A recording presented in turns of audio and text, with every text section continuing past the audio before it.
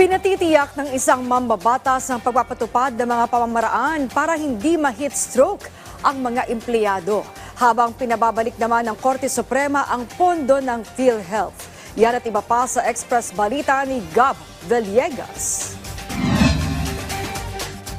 Iminungkahi ni Supreme Court Associate Justice Antonio Col Jr. na hilingin kay Pangulong Ferdinand R. Marcos Jr. ang pagbabalik ng bilyon-bilyong pisong pondo ng PhilHealth na inilipat sa National Treasury. Sa ikatlong araw ng oral arguments ng petisyon hinggil sa paglilipat ng halos 70 bilyong piso, sinabi ni Justice Ko na dapat ibalik ang 60 bilyong piso na unang naibalik sa Treasury at palawigin ng mga benepisyo para sa taong bayan.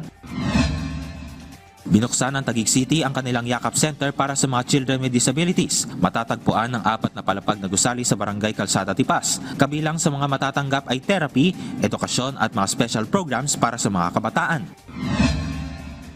Samantala, para maprotektahan ang mga manggagawa sa gitna ng naiulat na matinding init, pinatitiyak na ng isang leader ng Kamara ang masusing pagpapatupad ng heat breaks, body system at heat stress orientation sessions sa mga kumpanya at organisasyon sa bansa. Sa pagtataya ng Pag-asa, maaari kasing makaranas ng mapanganib na heat index sa iba't ibang panig ng bansa at sinabayan naman ito ng paalala ng Department of Health sa publiko na mag-ingat laban sa heat-related illnesses tulad ng heat cramps at exhaustion na maaari pang umabot sa heat stroke. Ayon kay House Deputy Speaker at TUCP Party List Representative Raymond Democrito Mendoza, dapat ay mabigyan ng sapat na proteksyon ang mga manggagawa sa panahong ito. Gab Humilde Villegas para sa Pambansang TV sa Bagong Pilipinas.